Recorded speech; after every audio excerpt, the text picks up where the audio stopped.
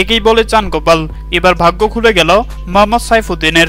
Lankan premier league এলপিএলে Jaffna কিংসের হয়ে ৮ কোটি চুক্তিতে দল পেল এই টাইগার অলরাউন্ডার। দর্শক, গত ১ জুলাই থেকে শুরু হয়েছে লঙ্কান প্রিমিয়ার লিগের এবারের আসর। আর এই আসরে বাংলাদেশ থেকে বেশ কয়েকজন খেলোয়াড় শুরুতেই দল পেয়েছে। আর এবার দল পেল মোহাম্মদ সাইফুদ্দিন। বাকি পুরো ম্যাচগুলোর জন্য মোহাম্মদ সাইফুদ্দিনকে ৮ কোটি চুক্তিতে দলে ফিরিয়েছে জাফনা কিংস। কেননা এবারের বিপিএলে বল হাতে পুরো টুর্নামেন্ট জুড়ে দুর্দান্ত বোলিং করেছেন মোহাম্মদ সাইফুদ্দিন এবং কি শেষের দিকে ব্যাটিং করতে নেমে দুর্দান্ত ফিনিশিং ব্যাটিং করেছেন এই টাইগার অলরাউন্ডার।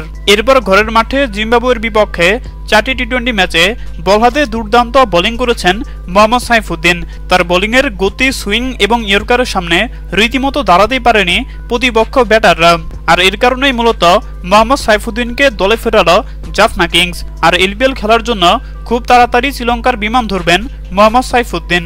হ্যাঁ দর্শক, আপনাদেরকে বলছি, আপনাদের কি মনে হয় লঙ্কান প্রিমিয়ার লিগ এলপিএলে মোহাম্মদ সাইফুদ্দিন ভালো বোলিং করতে পারবে? জানিয়ে দিন আপনাদের গুরুত্বপূর্ণ মতামত আমাদের কমেন্ট বক্সে। ধন্যবাদ।